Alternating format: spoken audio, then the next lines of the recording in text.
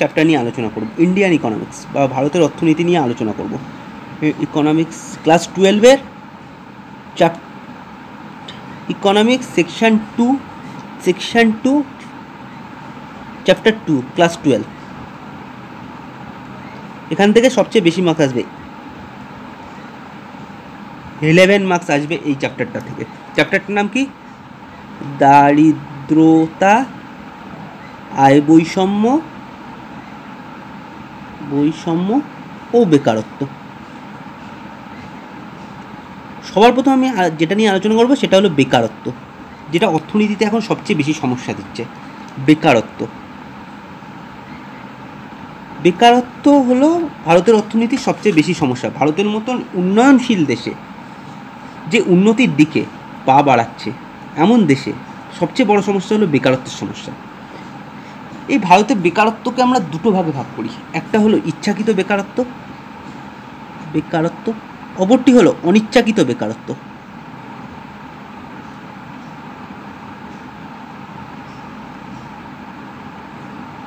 অর্থাৎ voluntary unemployment, involuntary unemployment. ইচ্ছাকৃত বেকারত্ব, প্রচলিত মজুরিতে কাজ থাকা সত্ত্বেও যে সমস্ত ব্যক্তি কাজ করতে রাজি থাকে না তাদেরকে আমরা বলবো ইচ্ছাকৃত বেকারত্ব। অনিচ্ছাকৃত বেকারত্ব কি? প্রচলিত মজুরিতে কাজ না থাকা সত্ত্বেও যে সমস্ত ব্যক্তি কাজ করতে রাজি থাকে তাকে আমরা বলবো অনিচ্ছাকৃত বেকার, এবং এই অবস্থাকে বলা হয় অনিচ্ছাকৃত বেকারত্ব অবস্থা। এই অনিচ্ছাকৃত বেকারত্বকে ইন্ডিয়ান ইকোনমিক্সের ক্ষেত্রে আমরা এই অনিচ্ছাকৃত বেকারত্বকেই বলবো বেকারত্ব বলবো। অনিচ্ছাকৃত বেকারত্বকে আমরা বেকারত্ব বলবো। এছাড়াও ইকোনমিক্সে আরও কয়েক ধরনের বেকারত্ব দেখা দেয়, যেমন মরশুমি বেকারত্ব বা সিজনাল আনএমপ্লয়মেন্ট। বছরের একটা নির্দিষ্ট সময় কোনো কাজে প্রচুর লোককে নিযুক্ত করা হয়, কিন্তু সেই কাজ সারা বছর থাকে না, কারণ ঋতুর পরিবর্তন হয়। তার ফলে সেই ব্যক্তিদের কাছ থেকে ছাঁটাই করা হয়। তার ফলে কিছু মানুষকে কিছু সময়, বছরের কিছু সময় বেকার অবস্থায় থাকতে হয়, যাকে আমরা বলব মরশুমি বেকারত্ব। অর্থাৎ কিছু মানুষকে কোনো এক ঋতুতে প্রচুর পরিমাণে নিযুক্ত করা হয়, কিন্তু সেই ঋতু চলে গেলে বা সেই কাজের সিজন চলে গেলে কিছু মানুষকে ছাঁটাই করে দেওয়া হয়। তার ফলে বছরের একটা নির্দিষ্ট সময় কিছু মানুষকে বেকার অবস্থায় থাকতে হয়, যাকে আমরা বলব মরশুমি বেকারত্ব। এটা সাধারণত কৃষিক্ষেত্রে দেখা যায়। কৃষিক্ষেত্রে সাধারণত এই মরশুমি বেকারত্ব দেখা যায়। এছাড়াও এখন রাজমিস্ত্রি কাজের ক্ষেত্রে এই বেকারত্ব দেখা যায়। সাধারণত বর্ষাকালে লোকে কাজ ফাজ করায় না, তার ফলে কিছু মানুষকে বেকার অবস্থায় থাকতে হয়, যাকে আমরা বলব মরশুমি বেকারত্ব। 2 নম্বর হলো প্রচ্ছন্ন বেকারত্ব। কোনো কাজে প্রয়োজনের থেকে বেশি লোক নিযুক্ত থাকা, অর্থাৎ যাদেরকে সেই কাজ থেকে সরিয়ে নিলে তারা না থাকলেও যে উৎপাদন হতো বা তারা থেকেও সেই একই পরিমাণ উৎপাদন হচ্ছে, উৎপাদনের কোনো কমও হচ্ছে না, বেশিও হচ্ছে না বা পরিবর্তন হচ্ছে না, তাই এদেরকে আমরা বলবো প্রচ্ছন্ন বেকারত্ব। আমাদের দেখে মনে হচ্ছে তারা কাজ করছে, কিন্তু আসলে তারা কাজ করলেও তাদের উৎপাদনের কোনো পরিবর্তন হচ্ছে না, তাই এদেরকে আমরা বলবো প্রচ্ছন্ন বেকারত্ব। সাধারণত কৃষিক্ষেত্রে আগে দেখা যেত, এখন শিল্পক্ষেত্র এবং বিভিন্ন সংস্থাগুলিতেই প্রচ্ছন্ন বেকারত্ব দেখা যায়। 3 নম্বর কাঠামোজনিত বেকারত্ব। কাঠামোজনিত বেকারত্ব কি? অর্থনীতির কাঠামোগত পরিবর্তনের ফলে কিছু মানুষকে বেকার হয়ে পড়তে হয়, যাকে আমরা বলবো কাঠামোজনিত বেকারত্ব। যেমন নতুন দ্রব্যের আবিষ্কার, পুরানো যন্ত্রপাতির বিলাপ, শিল্পক্ষেত্রে স্থান পরিবর্তন। তার ফলে কিছু মানুষকে কী করতে হয়? বেকার অবস্থায় থাকতে হয়। যেমন ধরা যাক, ব্যাংকে আগে কী হতো, খাতা লেখার জন্য বা হাতে কলমে হিসাব করা হতো। কম্পিউটার আসতে কী হয়েছে, সেই হিসাব পদ্ধতি তাড়াতাড়ি হয়েছে, কম সংখ্যক লোক লাগছে, তার ফলে কী হচ্ছে, কিছু মানুষ বেকার হয়ে পড়ছে। সাধারণত এটাই হলো কাঠামোজনিত বেকারত্বের উদাহরণ। শিক্ষিত বেকারত্ব।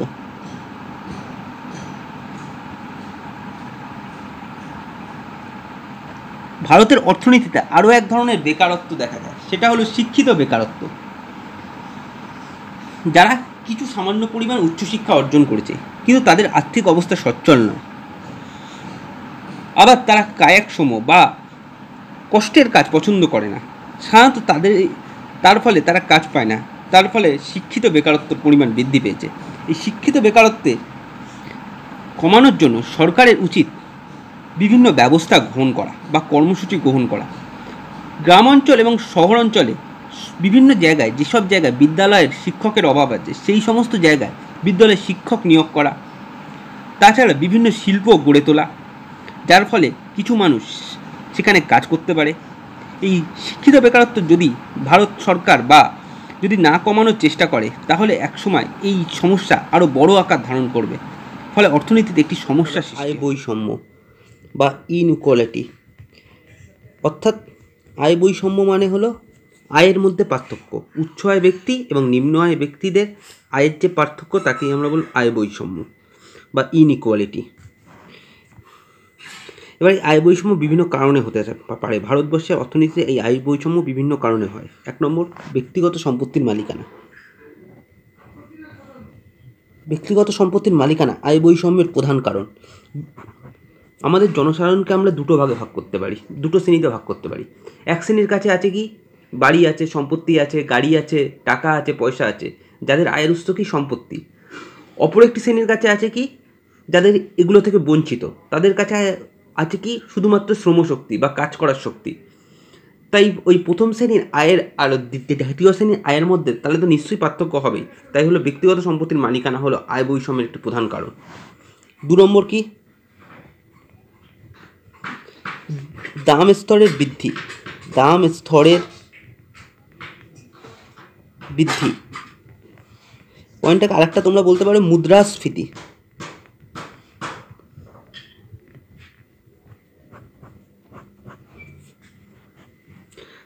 দাম স্তরের বৃদ্ধি হলো আয় বৈষম্যের অপর একটি কারণ। কি করে? সরকারি ও মানে কেন্দ্রীয় বা রাজ্য সরকারের যারা চাকরি করে তারা সবসময় এই দাম স্তরের বৃদ্ধির সাথে সাথে তারা একটা ভাতা পায়, যেটাকে বলা হয় মহার্ঘ ভাতা বা ডিয়ারনেস অ্যালাওয়েন্স বা ডিএ বলা হয়। এই ডিয়ারনেস অ্যালাওয়েন্স, এই দাম স্তরের বৃদ্ধির সাথে সাথে এই ডিয়ারনেস অ্যালাওয়েন্সের পরিমাণও বৃদ্ধি পায়। তার ফলে কী হয়, যারা এই সরকারি চাকরি বা কোনো সাংগঠনিক ক্ষেত্র থেকে বাইরে থাকে তারা এই ডিয়ারনেস অ্যালাওয়েন্সটা পায় না। এর ফলে কী হয়, একটা আয় বৈষম্য সৃষ্টি হয়। 3 নম্বর,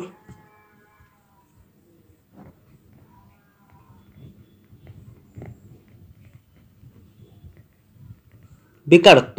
বেকারত্ব হলো একটি আয় বৈষম্যের আরও একটি কারণ। ভারতের বেশিরভাগ সংখ্যক লোকই বেকার। এই পরিস্থিতিতে এই বেকারের সমস্যা মোকাবিলা করার জন্য সরকার প্রথম দিকে কোনো কর্মসূচি গ্রহণ করেনি। বর্তমানে অনেক সরকার কর্মসূচি গ্রহণ করলেও বেকারের সমস্যা প্রবল আকার ধারণ করেছে। 4 নম্বর, জনসংখ্যা বৃদ্ধি।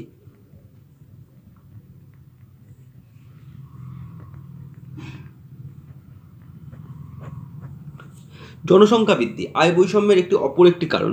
ধনী পরিবার ও দরিদ্র পরিবারের মধ্যে যে আয় বৈষম্য দেখা যায় তার অন্য একটা কারণ হলো জনসংখ্যা বৃদ্ধি। কেন?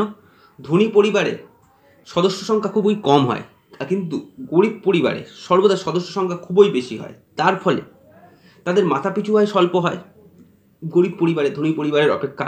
ধরো একটা পরিবারে তাদের পার ডে ইনকাম 30 রুপিস বা 30 টাকা, ঠিক আছে। তাদের পরিবারের সদস্য আছে হলো 3 জন, তাহলে ওই যে পার ডে কত পড়ছে 30 টাকা, আর সদস্য আছে হলো 3 জন, তাহলে তাদের ওই যে মাথাপিছু আয় কত পড়ছে 10 টাকা করে। কিন্তু দেখা গেল পরিবারে রয়েছে 5 জন, তাহলে তাদের মাথাপিছু আয় কী হবে? নিশ্চয়ই কম হবে, 6 টাকা করে হবে। তাহলে মাথাপিছু আয় নিশ্চয়ই কম হবে, তার ফলে আয় বৈষম্য দেখা যায়। উত্তরাধিকার আইন। উত্তরাধিকার আইন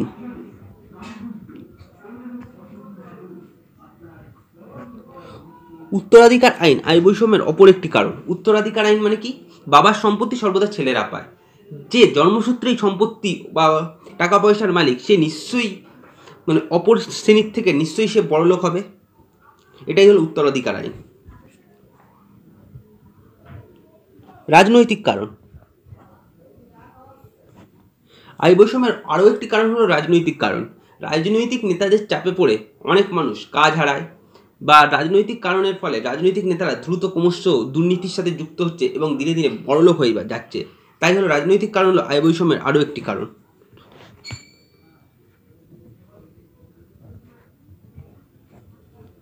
কর ব্যবস্থা। ভারতে আয়কর উচ্চ হারে আয়কর করা হয়, আয়কর নেওয়া হয়। তার ফলে কী হয়, অনেক ধনী ব্যক্তি আয়কর ফাঁকি দেওয়ার সুযোগ পায়। এবার তারা কী করে, সেই আয়কর ফাঁকি দেওয়ার যে টাকাটা তাদের বেঁচে যায়, তারা কী করে, তারা সেটা সঞ্চয় করে। তার ফলে তারা প্রচুর আয় করে। তার ফলে ধনী ও দরিদ্রের মধ্যে একটা আয় বৈষম্য সৃষ্টি হয়। এবার আমি যেটা নিয়ে আলোচনা করবো সেটা হলো দারিদ্রতা বা পভার্টিকে আমরা দুটো মানের ভিত্তিতে দেখি। একটা হলো নিম্নতম মান, দুটো দৃষ্টিকোণ থেকে চিন্তা করি। একটা হলো নিম্নতম মান, অপরটি হলো আকাঙ্ক্ষিত মান। নিম্নতম মান কি? একটা প্রাপ্তবয়স্ক মানুষের দিনে 2000 বেঁচে থাকার জন্য 2250 ক্যালোরি প্রয়োজন হয়। হিসাবে দেখা গেছে একজন মানুষের বেঁচে থাকার জন্য 2250 ক্যালোরির প্রয়োজন হয়। যে সমস্ত দ্রব্য সামগ্রিক থেকে এই 2250 ক্যালোরি পাওয়া যায়, সেই সমস্ত দ্রব্য সামগ্রিককে আমরা বলবো নিম্নমান। যে সমস্ত দ্রব্য সামগ্রিক থেকে এই 2250 ক্যালোরি পাওয়া যায়, সেই সমস্ত দ্রব্য সামগ্রীকেই আমরা বলবো নিম্নমান বা নিম্নতম মান। এই নিম্নতম মান পেতে জনসাধারণকে যে ব্যয় করতে হয় তাকে বলা হয় নিম্নতম মানে ভোগ ব্যয় বলা হয়। এই নিম্নতম মান পেতে জনসাধারণকে যে ব্যয় করতে হয় তাকে বলা হয় নিম্নতম মানে ভোগ ব্যয়। এই নিম্নতম মানে ভোগ ব্যয়কে আমরা অনেক সময় বলে থাকি দরিদ্র সীমা।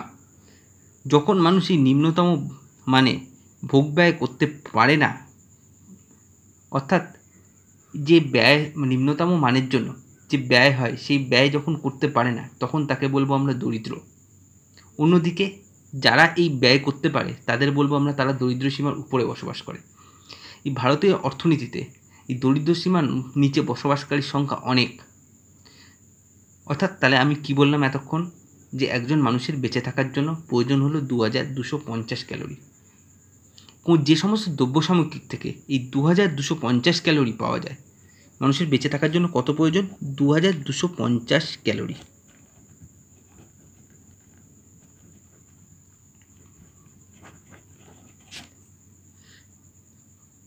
যখন মানুষ এই 2250 ক্যালোরি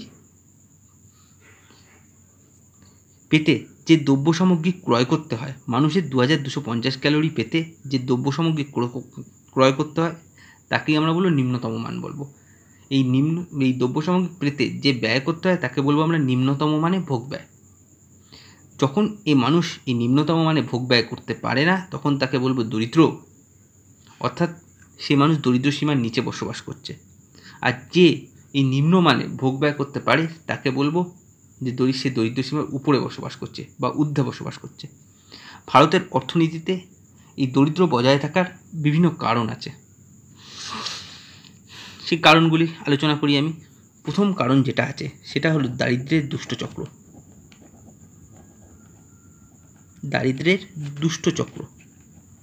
এটা হলো দারিদ্র্যর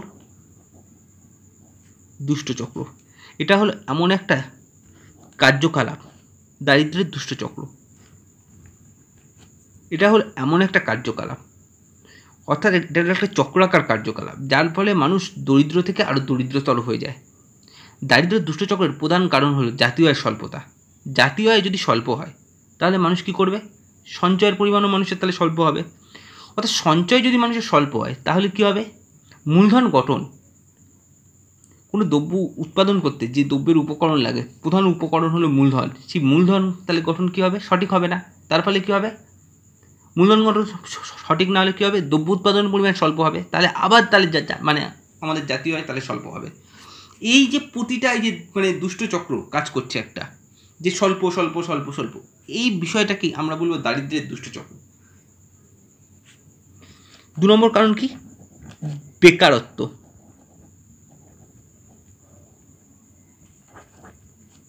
ভারতের অর্থনীতিতে যখন অর্থনৈতিক উন্নয়নের জন্য পঞ্চবার্ষিক পরিকল্পনাগুলো গ্রহণ করা হয় 1951 সালে, তখন কী হয়? তখন মানুষ দরিদ্র তখন মনে করেছিল যে বেকারের সমস্যা এই অর্থনৈতিক উন্নয়নের সঙ্গে সঙ্গে কমে আসবে। কিন্তু দেখা গেল পরবর্তীকালে বিপরীত হলো।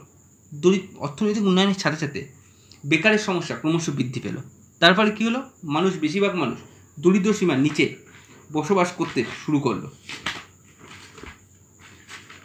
3 নম্বর কারণ কি, মুদ্রাস্ফীতি বা দাম স্তরের বৃদ্ধি, দাম স্তরের বৃদ্ধি। মুদ্রাস্ফীতি মনে হলো দাম স্তরের ক্রমাগত বৃদ্ধি। দাম স্তর যদি বৃদ্ধি পায় তাহলে দরিদ্র জনসাধারণ কী হবে, ক্রয় ক্ষমতা কমে আসবে। তার ফলে মানুষ কী হবে, আরও আস্তে আস্তে দরিদ্র থেকে দরিদ্রতর হয়ে যাবে, অর্থাৎ দরিদ্র সীমার নিচে নেমে যাবে। এই দাম স্তরের বৃদ্ধি হলো মুদ্রাস্ফীতির আরও একটি, এই মুদ্রাস্ফীতি হলো বা দাম স্তরের বৃদ্ধি হলো ভারতের অর্থনীতিতে দরিদ্র বজায় থাকার আরও একটি বিশেষ কারণ। বজায় থাকার জনসংখ্যা বৃদ্ধি।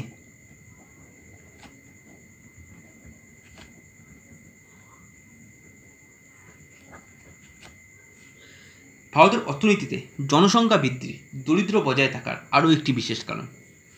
জনসংখ্যা বৃদ্ধির সাথে সাথে কি হচ্ছে, মাথাপিছু আয় স্বল্প হয়ে যাচ্ছে, অর্থাৎ জাতীয় আয় যে হারে বৃদ্ধি পাচ্ছে জনসংখ্যাও সেই হারে বৃদ্ধি পাচ্ছে। তার ফলে কী হচ্ছে, মানুষের মাথাপিছু আয় স্বল্প হয়ে যাচ্ছে। তার ফলে মানুষ কী করছে, মানুষের মাথাপিছু আয় স্বল্প হয়ে গেলে বেশিরভাগ মানুষ কী হচ্ছে, দরিদ্র সীমার নিচে নেমে যাচ্ছে। তার ফলে এই দরিদ্র সীমা কাটিয়ে উপরে উঠতে পারছে না। শিল্পক্ষেত্রের রুগ্নতা।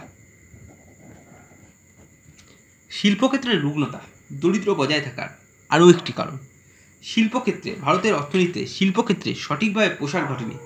তার ফলে মানুষ কী হচ্ছে, মানুষ আরও দরিদ্র থেকে দরিদ্রতর হয়ে যাচ্ছে। প্রচুর মানুষ কাজ হারাচ্ছে, শিল্পক্ষেত্রের প্রসার না ঘটায় প্রচুর মানুষ কাজ হারাচ্ছে, সঠিকভাবে কাজকর্ম করতে পারছে না, প্রচুর মানুষ কাজ হারাচ্ছে। বেশিরভাগ শ্রমিক কর্মহীন হয়ে পড়ছে। এর ফলে মানুষ কী হচ্ছে, দরিদ্র সীমার নিচে নেমে যাচ্ছে। আর দরিদ্রর পরিমাণ, বেকারত্বর আকার তীব্র হচ্ছে, দরিদ্রর পরিমাণ বৃদ্ধি পাচ্ছে। তার ফলে মানুষ কী হচ্ছে, দরিদ্র সীমার নিচে নেমে যাচ্ছে। তাহলে আমি 5টা কারণ সম্পর্কে কী বললাম, প্রথম কী বললাম, দরিদ্রের দুষ্টচক্র। তারপরে কী বললাম, বেকারত্ব। তারপরে কী বললাম, মুদ্রাস্ফীতি বা দাম স্তরের ক্রমাগত বৃদ্ধি। তারপরে কী বললাম, জনসংখ্যা বৃদ্ধি। তারপরে কী বললাম, শিল্পক্ষেত্রের রুগ্নতা। এই 5টা কারণের জন্য ভারতের অর্থনীতিতে এখনও দরিদ্র বজায় আছে। এছাড়াও কতগুলো কারণ আছে, যেমন ওই যে রাজনৈতিক কারণ, যেমন আছে হলো সরকারি নীতি, তার ফলে মানুষ দরিদ্র হয়ে যাচ্ছে। এই কারণগুলিকে কমানোর জন্য সরকার বিভিন্ন সময় বিভিন্ন পদক্ষেপ গ্রহণ করেছে। তার মধ্যে কয়েকটি পদক্ষেপ হলো কি, IRDP, integrated rural development programme. এতে কি বলা হয়েছিল, ঋণ ও ভর্তুকির মাধ্যমে বিভিন্ন রকম গ্রামীণ অর্থনীতিতে ঋণ ও ভর্তুকির মাধ্যমে বিভিন্ন রকমের সাহায্য করা হবে। কি বললাম, আইআরডিপি। আইআরডিপির পুরো নাম হলো ইন্টিগ্রেটেড রুরাল ডেভেলপমেন্ট প্রোগ্রাম। এখানে বলা হয়েছিল কি, সুসংহত গ্রামীণ উন্নয়ন প্রকল্প। এখানে বলা হয়েছিল কি, ঋণ ও ভর্তুকির মাধ্যমে গ্রামাঞ্চলের কর্মসংস্থানের সৃষ্টি করা। 2 নম্বর কি, সরকারের গৃহীত আরেকটা পদক্ষেপ কি, সরকারের গৃহীত আরেকটা পদক্ষেপ হলো জহর রোজগার যোজনা। জহর রোজগার যোজনা। আরেকটা পদক্ষেপ কি, শহর অঞ্চলের বেকারত্ব কমানোর জন্য আরেকটা পদক্ষেপ কি, নেহরু রোজগার যোজনা। নেহরু রোজগার যোজনা হয়েছিল শহর অঞ্চলের বেকারের সমস্যা দূর করার জন্য, নেহরু রোজগার যোজনা হয়েছিল। আর একটা পদক্ষেপ কি, এটা তৈরি হয়েছিল 1980 সালে তৈরি হয়েছিল, এনআরইপি, অর্থাৎ কি হলো, ন্যাশনাল রুরাল এমপ্লয়ি প্রোগ্রাম। এটা হয়েছিল কত সালে, 1980 সালে। এটা কি হয়েছিল, কর্মসংস্থান, গ্রামাঞ্চলের কর্মসংস্থান সৃষ্টির উদ্দেশ্যে এটা করা হয়েছিল। এটার প্রধান উদ্দেশ্য ছিল গ্রামাঞ্চলে কর্মসংস্থানের সৃষ্টি করা, অর্থাৎ কৃষিতে মৌসুমি বেকারত্বের পরিমাণ কমানো, তারপর শিল্পক্ষেত্রে গ্রামাঞ্চলে যারা মজুরি পায় বা মানে কূপ খনন করা, গ্রামীণ রাস্তা নির্মাণ করা, পানীয় জলের কূপ খনন ইত্যাদির কাজে নিযুক্ত করা মানুষকে। এই সমস্ত বিষয়গুলি আমি যেগুলো নিয়ে আলোচনা করলাম, কী কী নিয়ে আলোচনা করেছি আমি, প্রথমে আলোচনা আয় বৈষম্য নিয়ে, বেকারত্ব নিয়ে ও দরিদ্রতা নিয়ে। এই যে চ্যাপ্টারটা পুরোটাই আমি একটা নোটের মাধ্যমে সবাইকে করেছি। আরও ডিটেলসে জানতে ওই নোটটা তোমাদের সংগ্রহ করতে হবে। সামান্য কিছু টাকার বিনিময়ে সেই নোটটা আমরা প্রদান করে থাকবো। আচ্ছা, আজকে থাক এই অবধি। পরের দিন আমি যে চ্যাপ্টারটা নিয়ে আলোচনা করবো সেটা হলো চাহিদার স্থিতিস্থাপকতা।